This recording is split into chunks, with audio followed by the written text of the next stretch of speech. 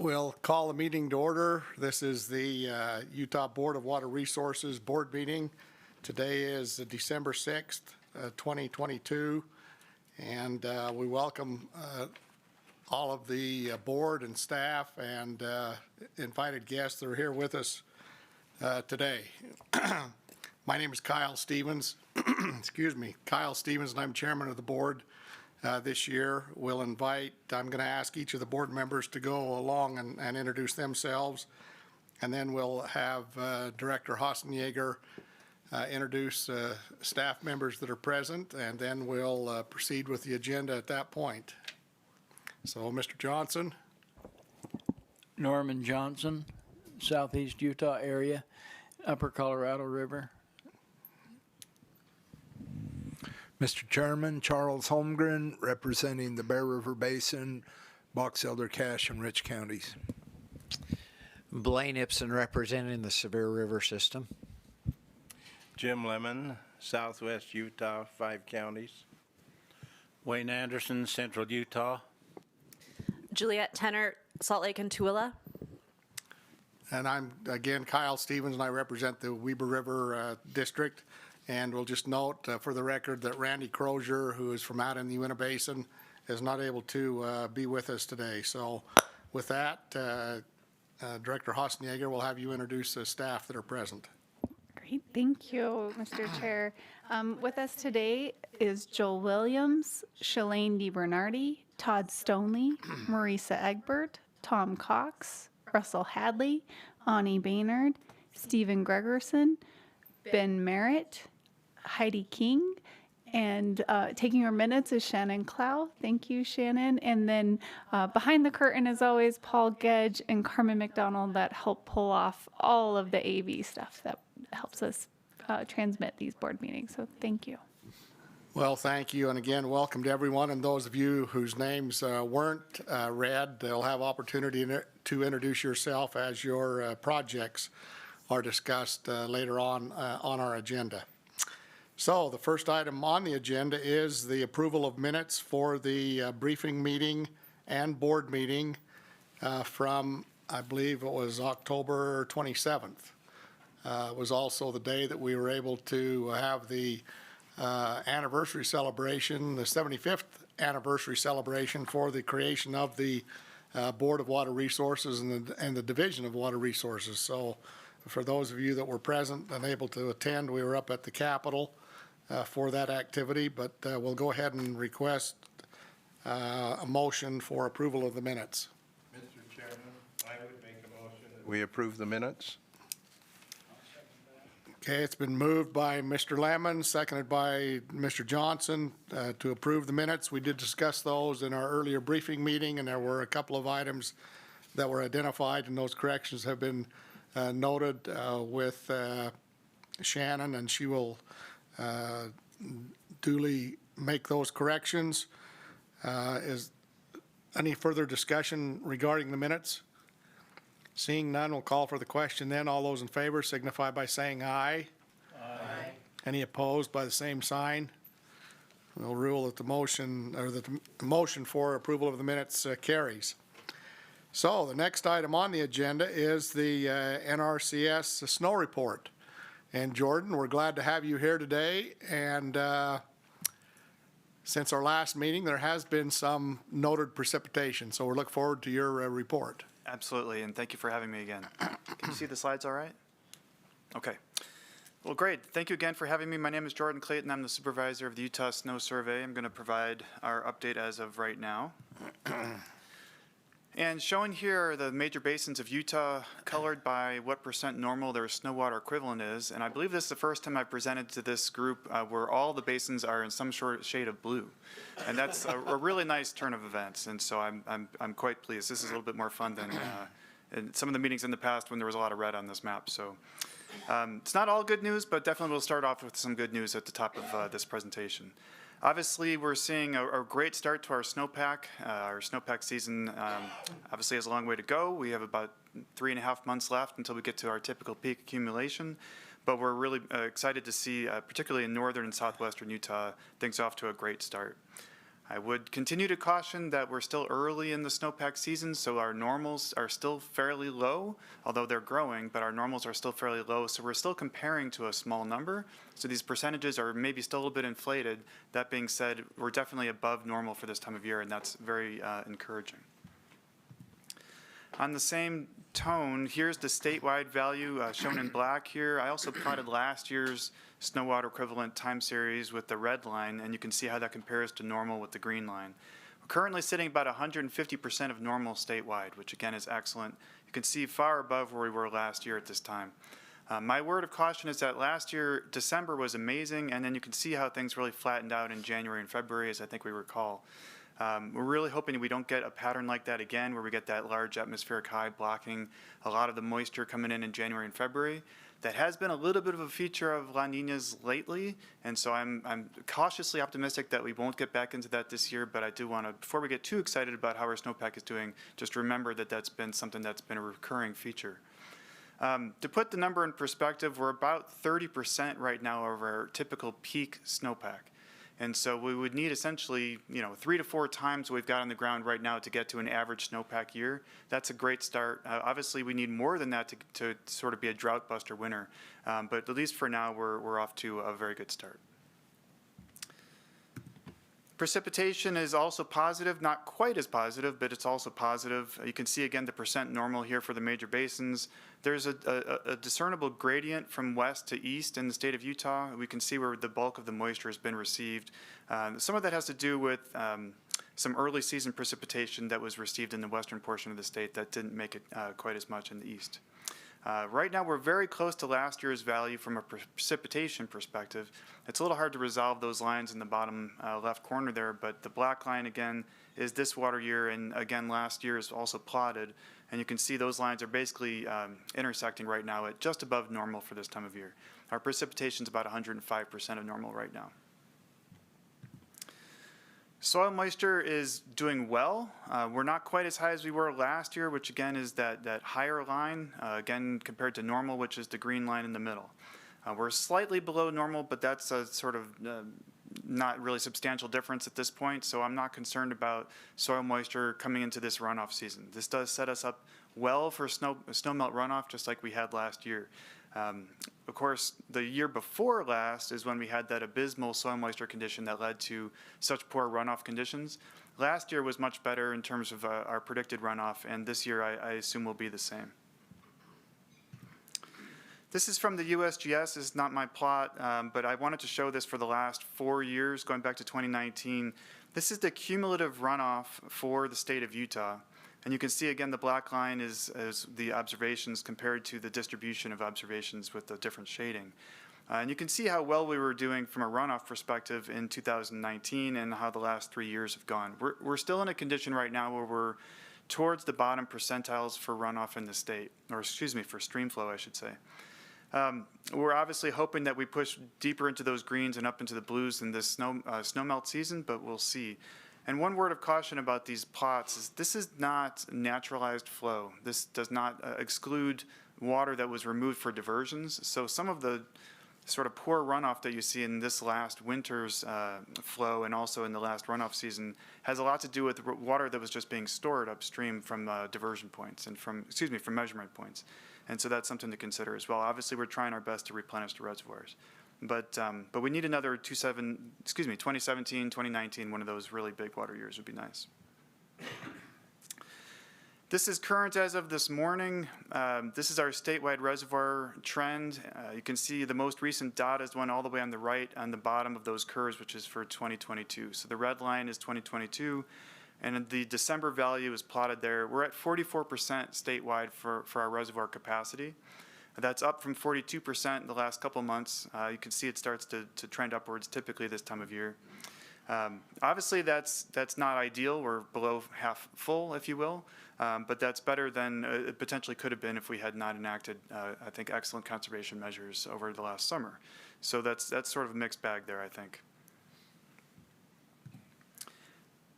Also wanted to talk about water availability index values. What these values do is they combine the current stream flow with what we're seeing in the reservoir storage for Utah's basins. So it's a volume plus a volume, stream flow plus reservoir storage for each basin in the state, and then we compare that with the last 30 years to see how we're doing, and you can see those percentiles are colored if they're in the bottom 20%. I think most noteworthy thing on this WAI chart is the severe basin. I wanted to bring your attention to that. I think you're probably already aware of how depleted the reservoirs are in the severe basin, but it's been really something we've been trying to elevate in our water supply reports, our climate and water reports, is that the severe basin is deeply depleted, and we need to be mindful of that, I think. Below average stream flow, as I just mentioned, is also contributing to these WAI values being somewhat low. And then just finally, we're putting out our climate and water report probably later today, hopefully later this morning. Those reports are part of our 2 reports that we put out every month. Our water supply outlook reports will start next month. That's, of course, when we have our stream flow predictions based on snowpack. We don't issue those until January 1st, and so we'll start those next month. And then our climate and water report, which those reports are delivered every month throughout the year. That'll be out later today, and that'll include precipitation updates, a lot of the information I just shared. That's all I have. Happy to take any questions. Thank you, Jordan. Any questions of Jordan? Are you going to be able to keep the storms coming? I, You know it's your fault. last January and February, I must have done something wrong, but I'm going to fix it this time. Check on you. Okay, thank you very much for that report, and we'll hope that we do continue to get the moisture and precipitation that we need, so thank you. Okay, we'll go ahead into our part of our agenda where we'll discuss projects. The first one we will discuss is RE 460, Davis and Weber County's Canal Company. The project manager is Tom Cox, and we'll invite Tom to come forward, and also Rick Smith, the general manager.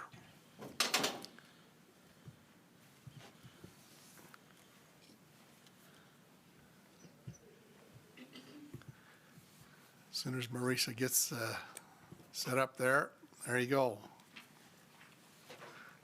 Tom, you're ready to go. All right, Mr. Chairman, members of the board. Davis Weber County's Canal Company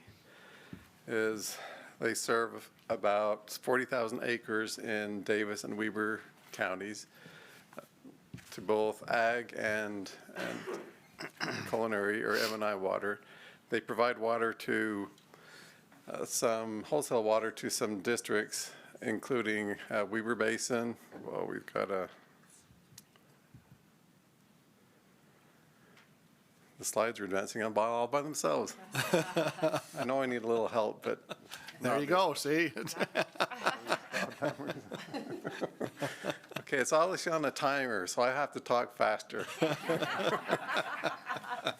they provide water to Weber Basin, Roy Water Conservancy District, Clearfield, or Syracuse City. Syracuse, correct me if I'm wrong, Rick. And also provide secondary water to about 16,000 secondary water users, residential, in their service area. The company's been before the board numerous times for funding. In the past, we provided about $30 million for canal improvements and $30 million for secondary irrigation installation of the system, and the enlargement of the system. Sorry, the slides are throwing me off here. Mess with it for a minute. Can I while you speak? Sure.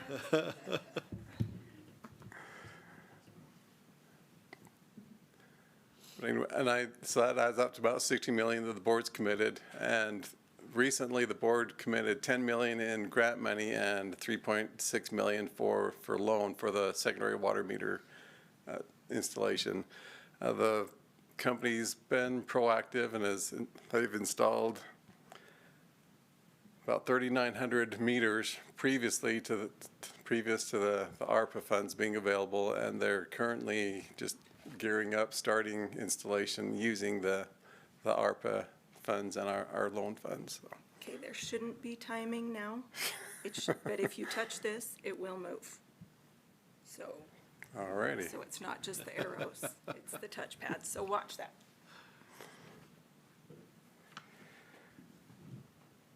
So they're about 75% of the Davis-Weber Canal, which carries most of their water, has been improved since about the year 2000. And as the company can get grant money, they propose to enclose and improve other sections, and that's been done. And so the company's before the board today for funding to help cover some of the enclosure of a 1,400-foot section in Clearfield. And if you look at the map, it's that little red section. Currently, they're finishing up a booster pump station project on their secondary system, and they're doing some other enclosure work, both just upstream and downstream ways of the proposed section. They're doing that work currently now.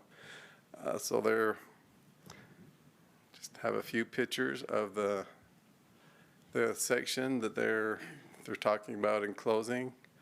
As you can see, it's an open canal. There's the city trail right next to it, so it's a safety hazard. There's houses both upstream and downstream. The canal in this section is a build-up canal. The canal is not excavated below ground, so there's an opportunity or a worry about failure. The company does an awesome job in maintaining this and has a master plan that covers their whole canal and has a plan to improve each section as time and funding comes up. There's just another picture. You can see how close the houses and residences are. They have about like a 3-foot section between the edge of the canal and the fence, which is very difficult to maintain. In this picture, you can see that there are trees growing there, and it's just hard to get crews in there to maintain.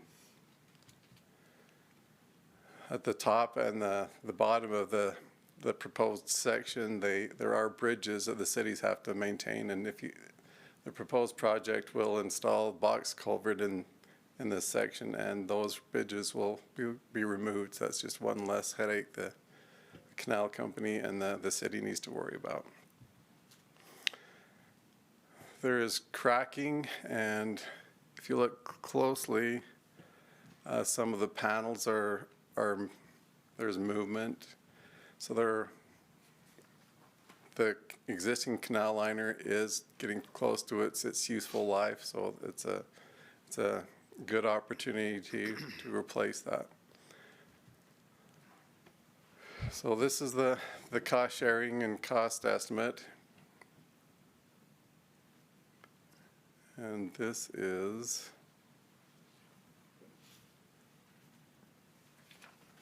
not added up right. It's obviously not a $10 million project.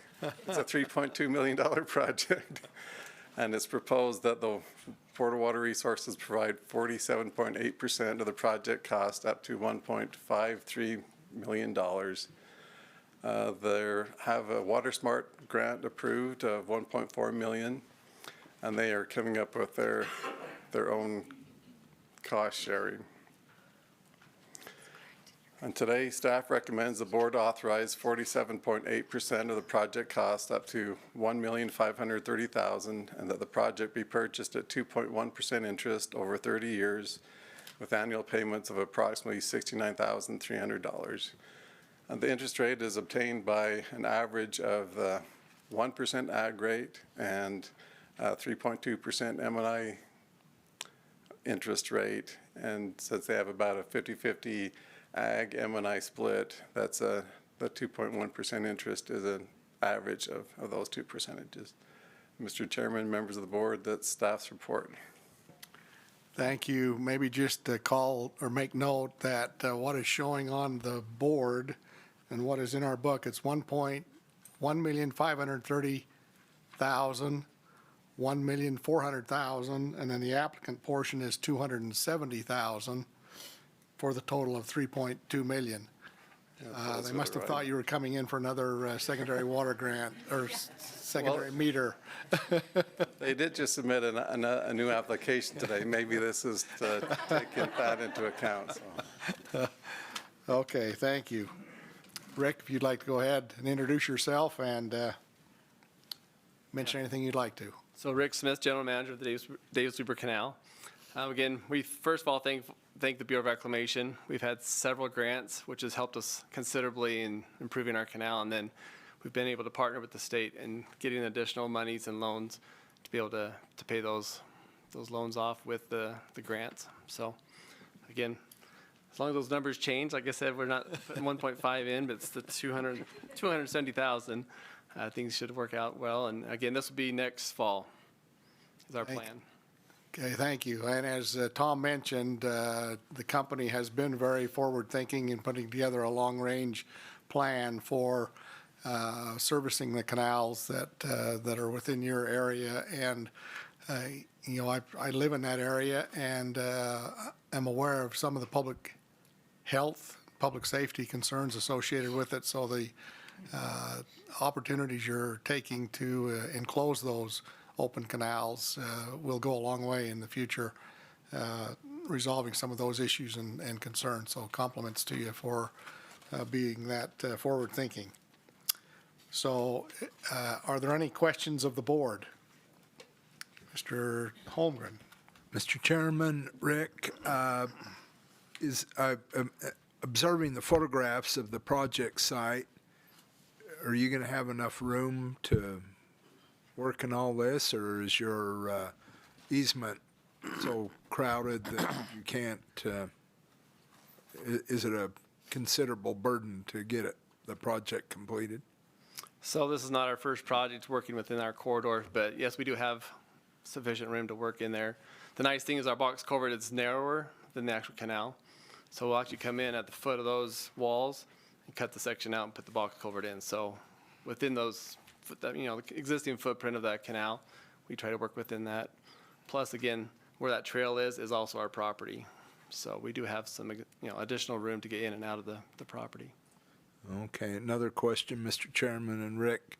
I get it's kind of a selfish or self-serving question because I'm interested in canal improvements to a great extent, and I'm just wondering how advantageous you think going box culvert over open canal is going to be. I've been involved in a project where we're looking at a three-sided precast operation versus an enclosed. I just wonder what you, besides the safety reasons, are there operational benefits to the enclosement? Yes, so again, going back to a full box culvert versus just a three-sided, a lot of our area is very sandy soils, and so obviously we'd lose more going into the ground than within holding it within our canal. The biggest thing for us is really, if you look at those large trees, there's a lot of debris that gets blown into our canal, and so when we first put water in, it used to take us days just to even clean up all the debris that's been collected over the winter and blown in. Now it's literally hours, a couple hours at the most, and it's so we've seen a big, I guess, decrease of work, but increase of, you know, ability to keep that water. Also, the other is the algae growth. With it enclosed, we don't see as much algae growth as an open channel. And obviously, there's safety too. No one falls into the canal. Sure. Thanks, Rick. Mr. Chairman. Okay. I did have one question too on one of the earlier pictures where it referenced the trail where it appears to be running alongside of the canal. Will that trail be maintained or have to be replaced? And and if it is replaced, will it then be placed on top of the canal area, or will it still be adjacent to? So it will be protected as best we can. On other projects, we have damage that we try to replace it and get it back up to par. This is based on an agreement with Clearfield City. So that's part of it. And then the other is in our agreement, we're trying to keep the trail off of our box culvert so we can maintain our box culvert in the future without damaging the trail. So it's kind of a partnership in that sense. So it'll probably stay where it's at today, So the trail is maintained by the city? by Clearfield City. Okay. And then part of our agreement, as being closed, that they get to also maintain the surface area above our canal. Okay. All right, if there aren't any further questions, we're ready for a motion. And since this is in my area, I've asked another member of the board to make that motion. Mr. Chairman, I'd like to make a motion. The motion that I make is that the board authorize 47.8% of the project cost, up to $1,530,000, and that the project be purchased at 2.1% interest over 30 years with annual payments of approximately $69,300. That's the motion. Is there a second? I'll second that, Mr. Chairman. Seconded by Jim Lemon. Are there any further questions? Well, again, let me make this comment beforehand, which will apply to all projects that we'll be discussing today. And that is that in talking with staff earlier, and this will, unless Randy Staker's here and really wants to talk after each one, will eliminate the need for Randy to address whether or not there have been any public comments. Staff has indicated that there were no public comments made on any of the projects that we'll be discussing today, so therefore we'll make that note for the record, and we'll not have to ask that question after each project.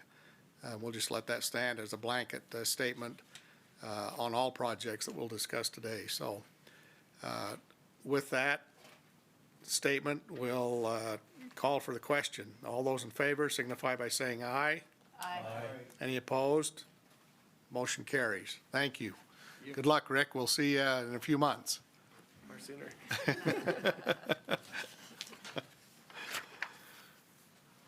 Okay, the next item is RM 004, Cedar Hills City. The board member representative for this is Wayne Anderson. Project manager is Marisa Egbert.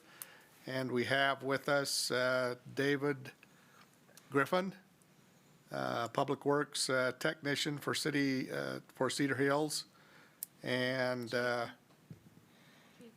Japheth McGee. If you'd like, you don't need to come forward, but just we'll recognize you if there's any questions that we'll have you come forward at that point. So, and Japheth is with Zion's Public Finance. And then online with us is Cheryl Lowe. Thank you. And Charles is? She is the Cedar Hills Finance Director. Okay, thank you. Thank you, Charles, for being online with us. Okay, Marisa, we'll have you. Thanks, Charles. Mr. Chairman, members of the board, the purpose of the project is to install approximately 2,070 secondary meters. The applicant originally submitted an application for ARPA grant funding and for a loan. However, in the August meeting, Cedar Hills asked only to proceed with the grant funds, not the loan funds at that time. They have since contacted me and said that they would like to proceed with loan. And additionally, the cost estimate for the project since the original application and since August, the project has increased by $118,000. And discussed with them that the amount of the grant would not change. That is already under contract, but that there will be a loan for $655,000 through a bond. So staff recommends that the board authorize 28.6 of the project cost, which is now $2,290,000.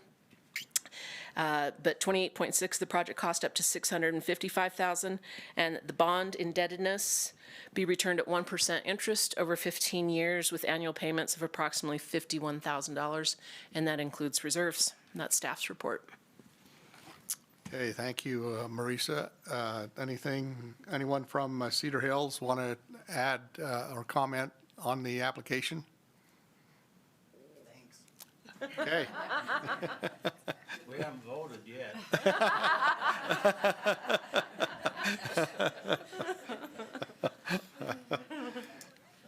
Okay, anyone that's online, want to address the board?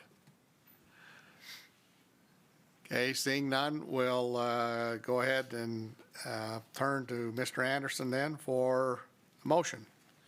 Okay, I move the board authorize 28.6% of the project cost up to $655,000, and that the bonded indebtedness be returned at 1% interest over 15 years with annual payments of approximately $51,000, including reserves. Okay, you've heard the motion. Is there a second? Second to the motion, Mr. Chairman. Second by Charles Holmgren. Any further discussion? Seeing none, all those in favor signify by saying aye. Aye. Any opposed by the same sign? Okay, thank you. Motion carries. And Cedar Hills, good luck with moving forward and getting things installed.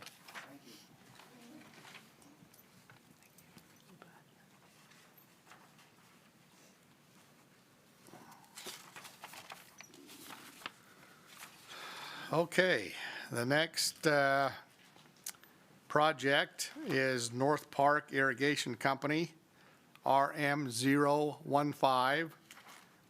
That's in Charles Holmgren's area, and Anya Baynard is going to make the presentation on the project. Christy Hansen's online. Oh, and we'll just note that Christy Hansen, who's the president of North Park Irrigation Company, is online. So good morning, Mr. Chairman, members of the board.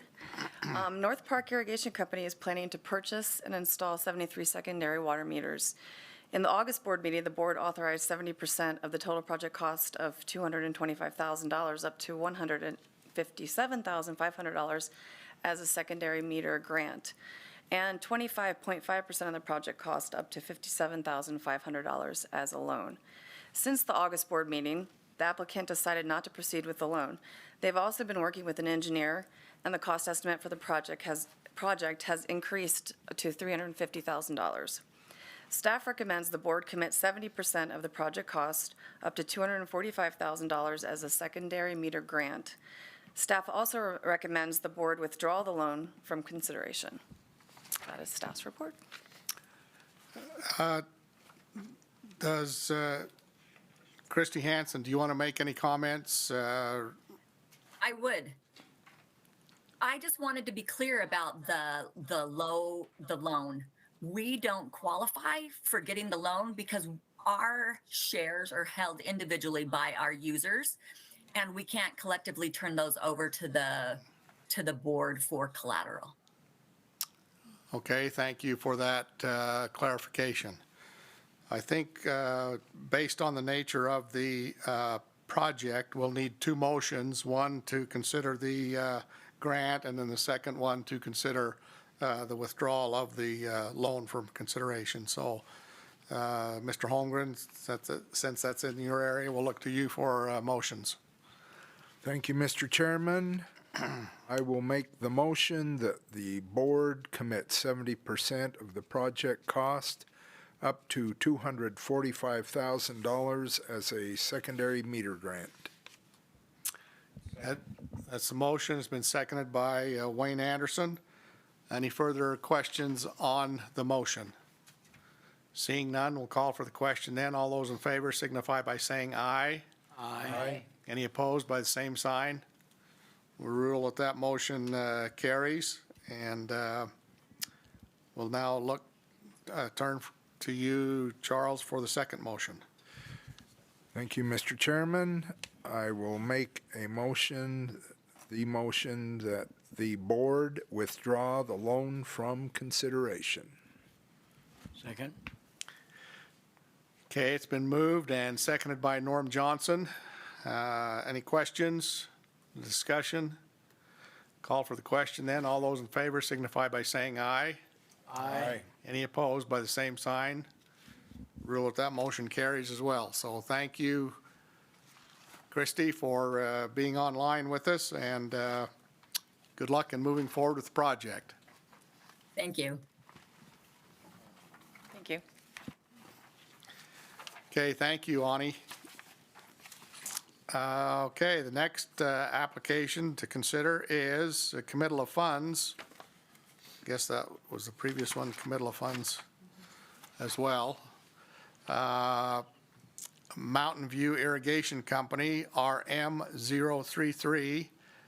Again, it's in my area, and the project manager is Russell Hadley, and we'll turn the time to you, Russell, for presentation of the project. Okay, Mr. Chairman, members of the board, it's Mountain View Irrigation Company, committal of funds. The project's located in far west in Plain City in Weber County. The purpose of the project is to purchase and install almost 1,400 secondary water meters. The cost estimate and sharing remain as authorized. Board of Water Resources loan of $743,000. The ARPA grant at $2,039,000, and the applicant will provide $131,000 for total cost $2,913,000. Staff recommends the board commit 25.5% of the project cost up to $743,000, and the project be purchased at 1% interest over 15 years with annual payments of approximately $53,600.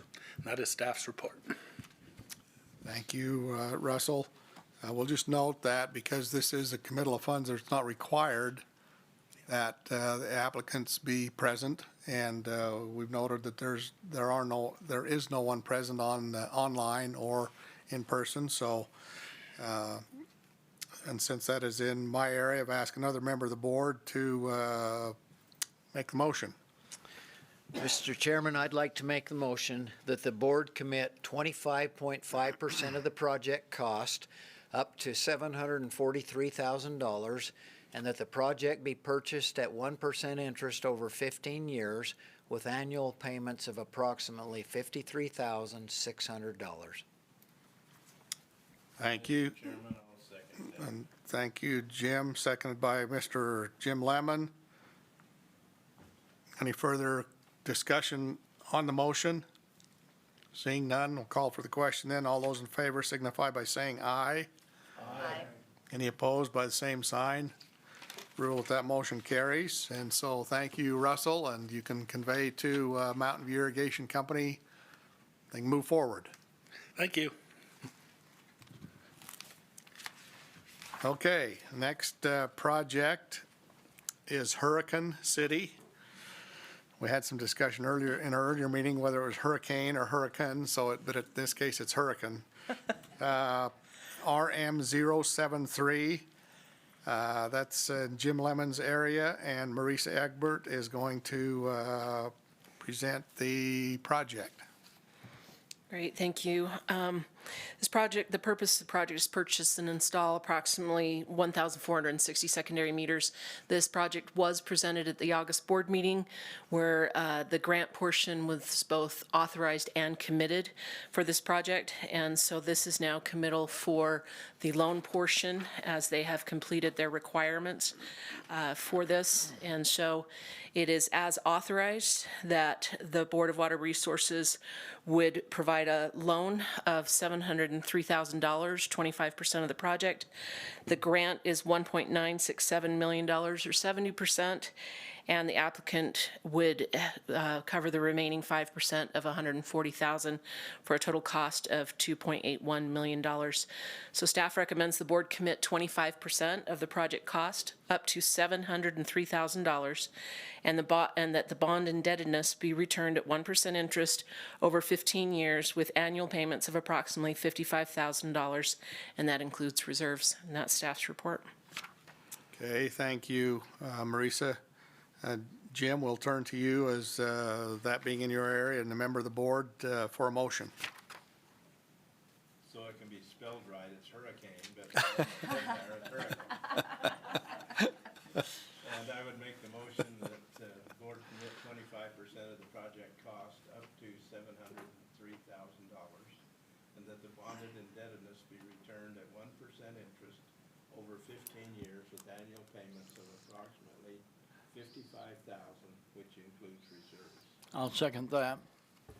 Okay, motion is Chairman? made and seconded by, Chairman, Nora? sorry to interrupt. Could you have that motion repeated? We were unable to get that on the recording. The microphone may be off. I'll redo it. I would make the motion that the board commit 25% of the project cost up to $703,000, and that the bonded indebtedness be returned at 1% interest over 15 years with annual payments of approximately $55,000, which includes reserves. I'll second that again. okay, thank you. It's been moved and seconded. And Paul, thank you for keeping us in line and on task. So we want to make sure that everything is properly recorded. Any further discussion on the motion? Call for the question then. All those in favor signify by saying aye. Aye. Any opposed, same sign. Motion carries. And you can pass along to Hurricane City that they can, move forward. Okay, the next project is a special item, expansion of scope. And it is Hodges Irrigation Company, RE 459. It's in Charles Holmgren's area, and Marisa Egbert is the project manager. We'll note that Paul Webb, representative from Hodges Canal Company, is with us, as long as Catherine Webb, but apparently Catherine is just going to sit in the audience and, okay. All right, so we'll let Marisa go ahead and present the project. Thank you. You know, when Candace introduced everyone and she said something about Paul being behind the curtain, I thought of the Wizard of Oz, and I didn't say anything, but then the Wizard of Oz spoke from behind the curtain, and it kind of went there for me. So, and I really would like to know the history of calling the city Hurricane, as I had a studio apartment in Florida for a couple of years, and I had beachfront property because the really expensive houses in front of me had been taken out with a actual hurricane. All right. Mr. Chairman, members of the board, this is for Hodges Irrigation Company. They came before you in August with an emergency where their canal had failed a second time through this area. There's been some development work, and I'm going to zoom in a little bit. Let me see, can you? Yeah. So there's where the canal failure was, about 600 feet, 700 feet, somewhere in there. There'd been some work going on in here from a developer, and so we're not, there's no definitive, but there's some concerns, and this did fail for a second time, so they felt like they had to pipe it. And since that time that they have piped it, they do have all of the costs in. Oops, let me back up. This property here is upstream, and it's still in a canal, and this started overtopping now that this pipe is in there, and the water started running again. The next picture is just kind of zooming in on a bit, and it's an older aerial view, so it didn't have any of the development that had started in here. But this is the area where they have worked with this property owner, where it was overtopping the canal and affecting his property, where that property owner is pretty much going 50-50 on the cost of that.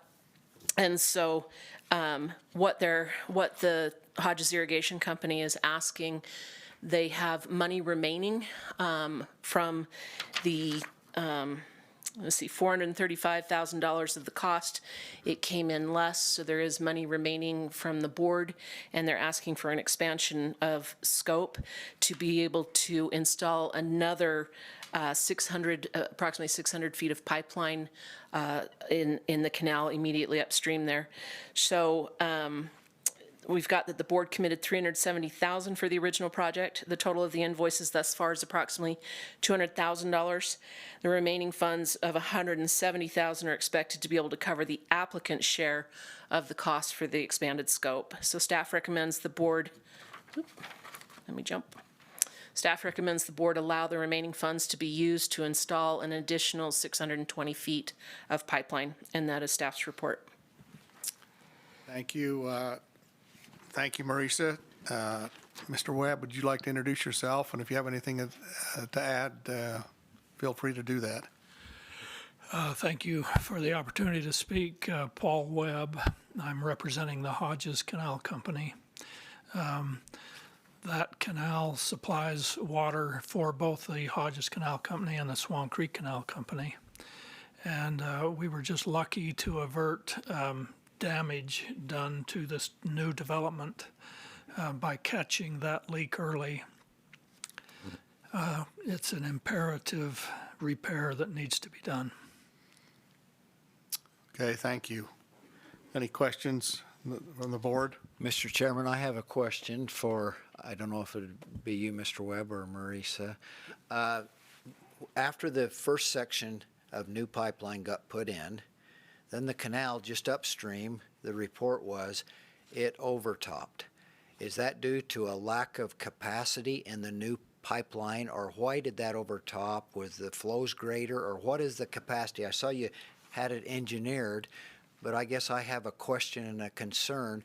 Is that going to just be step its way back upstream? Is that pipeline that's put in adequate size, I guess is my question. Yeah, the existing pipe that we installed appears to be adequate. It didn't overflow the pipe in any way. It's very possible that the overflow was caused by a compromise from the development that is upstream. They've been getting awfully close to the canal, and that's a possibility. I'm sorry I can't address the engineering of that, but it's not because of inadequate piping size. That is not something I have information on either. I apologize for that. I think our engineer may be online.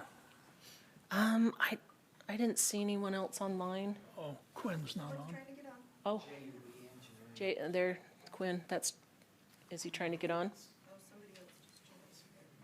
Okay.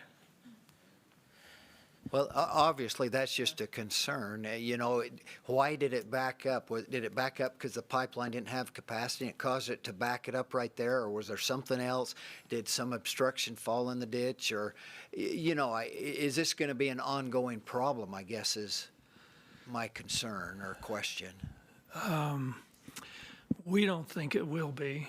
The engineers don't think it will be. I know that the engineer has just finished his design of this expansion, and he has assured us that that's the case. It won't continue upstream. However, with all of the development going on in Bear Lake and the rapid increase in development in Bear Lake, we're anticipating we're going to need to continue to pipe the canal. So. And if I may, I went out to the site. They'd already installed the original project, but if you see this portion here, you see there's vegetation. All that vegetation is gone. So you've got vegetation gone. So the roots being able to take some of that water, and then with the original project, they cut really close into the canal. From my past geotechnical days, but without any really studies, I was like, ooh, that just seems really close, and it wasn't necessarily sloped. It was just kind of cut. With that being said, I think when you take that vegetation away too, now suddenly you're soaking there's, it basically can turn into an erosion issue. And so I see some of that as being not just the work going on, but removing and grubbing and taking out all that vegetation that's helping soak up some of that seepage.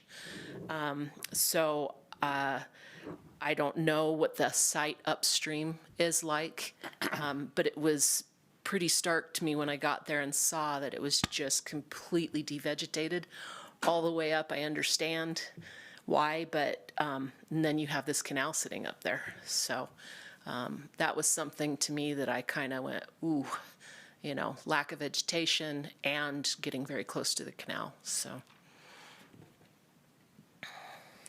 Okay, any further questions? Seeing none, we're ready for a motion. Mr. Chairman, I will make the motion that the board allow the remaining funds to be used to install an additional 620 feet of pipeline for Hodges Irrigation Company. I'll second that motion. Okay, it's been moved and seconded by Norm Johnson. Any further questions? Seeing none, I will call for the question then. All those in favor signify by saying aye. Aye. Any opposed by the same sign? Rule that motion carries then. And Hodges, thank you for being here, and good luck with the, it's always good when you come in and have money left over that you can put it towards a worthwhile part of the project to expand it. So thank you. Yes, thank you for your time. Okay, well, I think that concludes the discussions on projects. And so we will now turn the time to Director Hassenjager for her report. Thank you, Mr. Chair. This is an exciting year. Not only is it our 75th anniversary for the Board of Water Resources, but it was also noted today in the briefing meeting that the board just surpassed $1 billion in projects. So congratulations on all of those fronts. And in addition, it was also reported that we have contracted with $100 million of the secondary metering grant funds that you guys authorized so far. So a couple of big milestones. In addition to that, we have a few board members who are finishing up their second and third term. Jim Lemon is finishing up his third term, and we're very grateful for his many years of service, and we'll miss seeing him on the board, but wanted to recognize him. So thank you, Jim. And then Norm Johnson is also finishing up his second term and has indicated he doesn't want to go for a third. And so we just want to thank Norm. And also Blaine Ibsen is finishing up his second term as well. We've been able, I guess, to twist his arm a little bit to get him on, put his name in the hat for a third term if the governor approves it. So just wanted to recognize the board members and all of your service. So thank you. Last month, we had our first Growing Water Smart workshop, and Chairman Stevens let me know that he's interested to see how growing water works, but really trying to grow our communities water-wise, maybe. This is a workshop that brings together key community staff and decision makers on water and land use planning to help collaborate and build a more resilient and sustainable water future. So we had 5 participants: Weber County, Summit County, Sandy City, Provo City, and Layton. And looking forward to those cities being able to implement their planning activities after this. And in addition, we have the funds to host at least 1, if not 2 more Growing Water Smart workshops next year. So I'll keep you guys up to date on those as well. Last month, we also, on November 22nd, had the Bear River Commission meetings. We discussed many things at the meetings, including at the management committee meeting, talking about the potential flood easements and potential of changing operations at Bear Lake to increase the PTE to PTE, which is the Pacific or target elevation, to store additional water in Bear Lake, in those ongoing discussions. We were also had a lengthy presentation on depletion estimates for 2019, and so those were proposed to the commission. The technical advisory work group is going to continue to work on those and get us a final report by I think March of next year, and then that'll be seen at the commission meeting. So this is something that is done every about 10 years to redo the depletion estimates. So lots of good things going on there. We also had a presentation from Jake Sarago in my office about the Great Lake Integrated Water water assessment, as well as the Great Salt Lake Basin Study. And we are hopeful, if we get the basin study, that those will be combined into one project, and we'll quit talking about them as two separate things, but these will be joint efforts. But he gave a presentation on that. So lots of good things happening on the Bear River. Lake Powell, or sorry, I apologize. Bear Lake ended its water year 2022 with an elevation of 5910.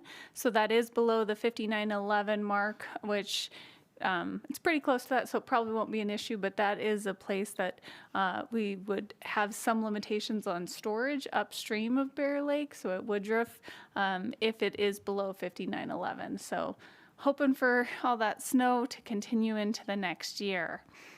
Let me go back to my other notes. There's also a lot going on the Colorado River. Just a quick update on the Upper Basin's 5-point plan and kind of an update on that. So just as a reminder, the 5-point plan includes system conservation pilot project, reauthorization and contracting. So that is ongoing. Hoping to get that through the lame duck session. And then the Upper Colorado River Commission has contracted with the Bureau for funds to do a system conservation pilot project in the Upper Basin, and they are looking to have that come open very shortly, and there will be a public stakeholder webinar actually on Friday at 2 p.m., so tomorrow, and then there will be additional outreach in January. So that is moving forward quite aggressively. Another element of the 5-point plan was to commit to the development of a 2023 drought response operations plan. So we are working through that process as well. It doesn't guarantee that that drought response operations agreement would be extended into the new year. That decision will be made in April when we have the forecast, but we are working with the Bureau on what that would look like. There are some current reoperations that are going on. I guess not really reoperations, but changing of flow timing for the Bureau at Lake Powell. They are increasing the flows that will be delivered in December, January, February, and March, and then they're decreasing they are decreasing the flows in December, January, February, March, and then we'll increase them in the summertime to really try to hold off till we get that spring runoff and to keep elevations at Lake Powell higher. So that is currently ongoing. Then there's also the consideration of Upper Basin Demand Management Program, which is going forward as well, which is one of the 5 points of the 5-point plan. And then quickly, there's also the 4th and 5th items are the using and implementing the bipartisan infrastructure law funds, and that's ongoing, as well as the 5th point is continued strict water management administration. So that is also going on in each state. So those are kind of just a quick update on all of the 5-point plan in the Upper Basin. In addition, this next year will be the year of NEPA, is what has been joked on the Colorado River. There are a number of different environmental assessments that are going on. In October, the Bureau of Reclamation issued a notice of intent on on doing an EIS on the 2007 interim guidelines. And so they are looking specifically at what can we reduce the volume of flows being released from Lake Powell, once again, to really protect those critical levels at Lake Powell from something less than 7 million feet, which is currently in the 2007 interim guidelines. That was the minimum that could be released. So they're looking to decrease that coming out of Glen Canyon Dam. And then they're also looking to increase shortages that are required to be taken by the lower basin states as well. So there is an opportunity for the states to provide a public comment letter for the notice of intent, and then the Bureau will start working on that EIS. Another environmental assessment is regarding the smallmouth bass issue in the stretch below Glen Canyon Dam. So this will be a targeted environmental assessment where they're only looking at flow options. Is there a way that we can change the flows that are outside of the current flow regimes that we can disadvantage the smallmouth bass in that stretch of the river? As the reservoir has decreased in Lake Powell, the reservoir elevations, we're getting these more water invasive fish that can survive getting through the dam. And then our concern is that if the water in the Colorado River becomes about 16 degrees C, which I didn't calculate what that is in Fahrenheit, but that's how all of our biology friends talk about it. If that water is warmer than 16 degrees C, then the smallmouth bass can spawn and then can really take over that reach. And we're concerned about the endangered fish and all the other things that could impact. So those are just a couple of the different environmental processes that will be going on this next year that we'll be involved in. Great Salt Lake, since we last met, the Governor Cox issued a proclamation closing the Great Salt Lake Basin to new water rights appropriation. So this includes the Bear, the Weber, the Jordan River, and up into the Provo River system as well. The suspension allows for existing water rights and applications to be used and developed while promoting more efficient use of existing supplies. There were some limited exceptions that were stated in the proclamation, and that being if the application has proposed non-consumptive uses, applications that include a mitigation plan to offset the depletion, and applications for small amounts of water associated with small domestic uses. So that also occurred since we last met, so I wanted you all to be aware of that. A question on that. Is there a question on that particular, on the proclamation? Is there a sunset date established for that, or will that go in perpetuity? Great question. There is not a sunset date on it. There is a date by next year that the state engineer will have to evaluate it and report back to the governor. That being said, we would have to go through the process outlined to change that proclamation. So currently, there's no sunset for it. Okay. In addition, there has been another Great Salt Lake group put together called the Great Salt Lake Strike Team, and this is made up of research institutions up at USU, the University of Utah, and then DNR, so the Department of Natural Resources representatives, and the Utah Department of Agriculture and Food representatives, talking about issues surrounding Great Salt Lake, looking at the hydrology, what's the past hydrology, what's projected into the future, and trying to come up with solutions and strategies to offset the declining levels that we're seeing at Great Salt Lake. There will be a report that will be coming out probably mid-January from this group, so happy to pass that on to you guys as well. And then I mentioned that Jake talked about the Great Salt Lake Integrated Water Assessment and in the Bear River Commission meeting. We also had our kickoff meeting on November 21st. Jacobs was hired to help us develop the work plan for the first year. So that process is off and going. We were also able to hire Laura Vernon from our sister agency, Forestry, Fire, and State Lands, to help lead that project up on the water resources side. So we're super excited about that. And then lastly, the coordinated action plan. So the Governor's Office of Planning and Budget has just released the final chapter of this coordinated action plan called Healthy Waters and Watershed. So we are now going to do the fun part of implementing that action plan, which has the 4 chapters. Happy to pass that on to you guys and answer any questions, but that is my director's report for you.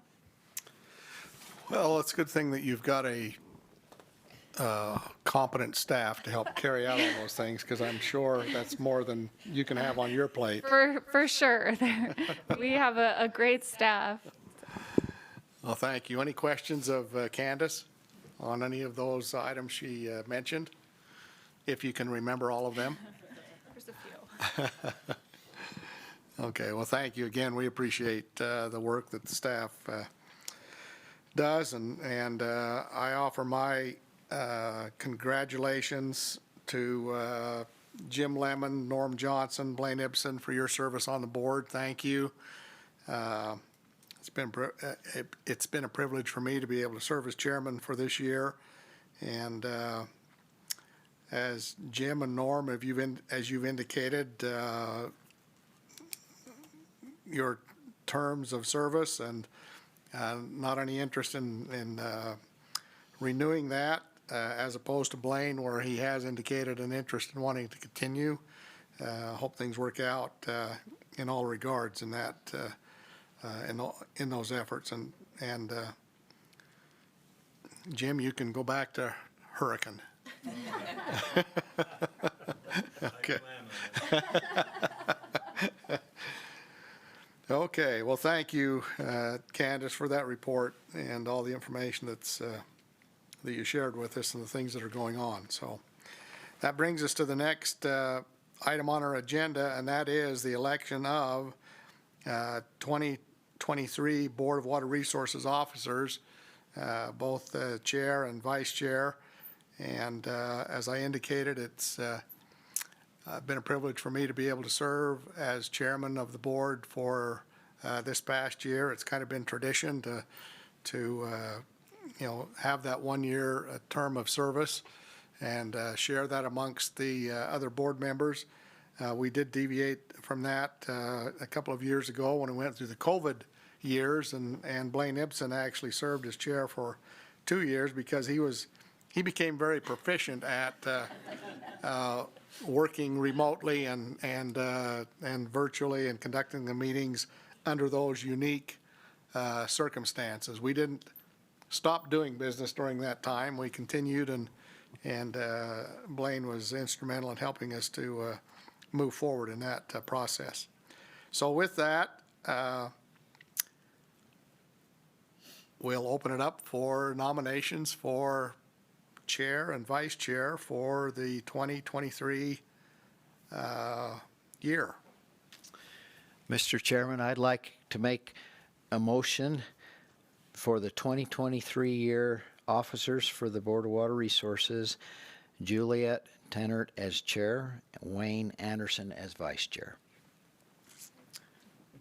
Okay, you've heard the motion. Is there a second? I would second that. Jim, we'll let you do that since this might be your last meeting. Well, thank you for thank you for taking that opportunity. Are there any other? Want to make sure I follow the right Robert's Rules of Order in the nomination process. Are we to ask for additional, if there are any other nominations? I move nomination cease. There we go. Okay, thank you.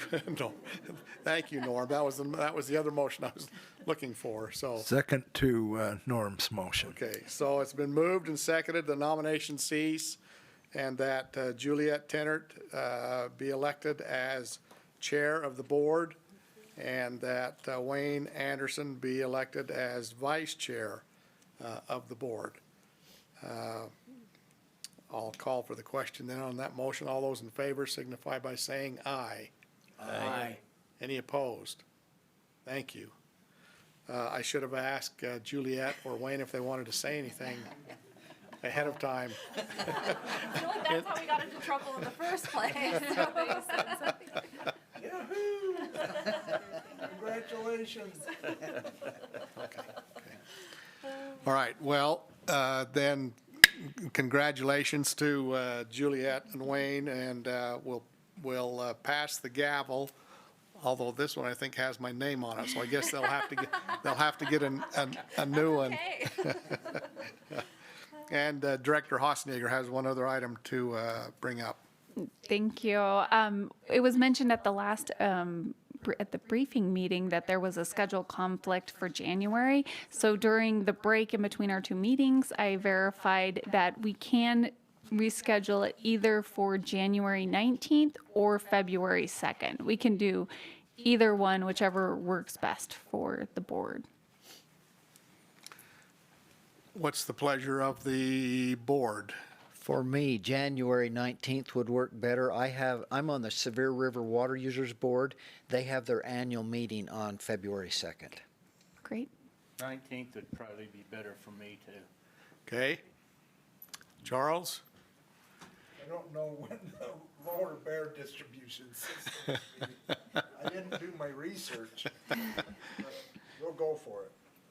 I can skip that one. Okay, so, we will move it. We will move it. We'll entertain a motion then to move the board meeting for January to the 19th. Well, I caused this trouble, so I will move that we move the board meeting to the 19th. Thank you. Okay. I'll second it.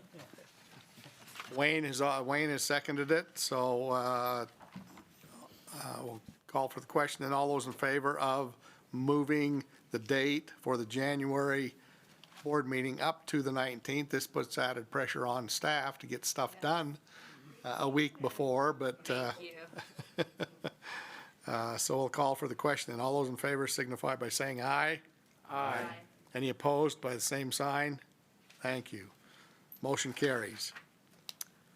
Then a question back to Candace. With the potential changes of new board members, would that be in effect by then? Because isn't it governor appointment, Senate approval? And so Senate approval may not occur until later in the session, potentially? That's a great question. I might have to do a little bit of homework on that one.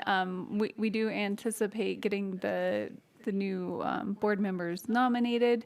To your point, whether they'll get through the Senate approval, I'll have to verify that. But I think We may be a little short-handed that first meeting. So that, You'll have a quorum, though. well, so that was my question. I wanted to make sure that we had enough members to meet the quorum requirements. If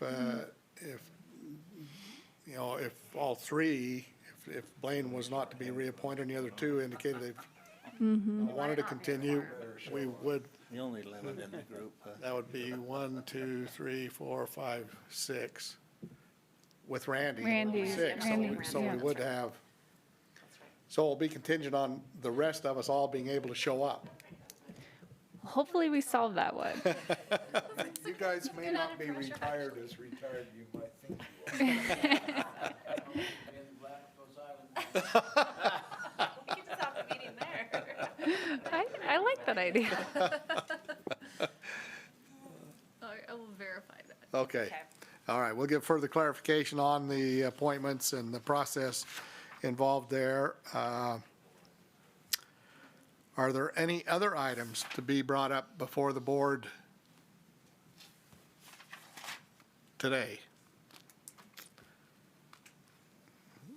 Seeing none, I'll entertain a motion. I'll move that we adjourn. I'll accept Norm's maybe last motion.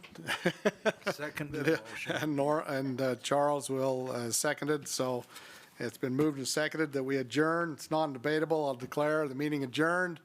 Again, thank you for everyone's participation, and thank you for the opportunity of allowing me to serve as chair this past year. So thank you. We'll declare the meeting adjourned.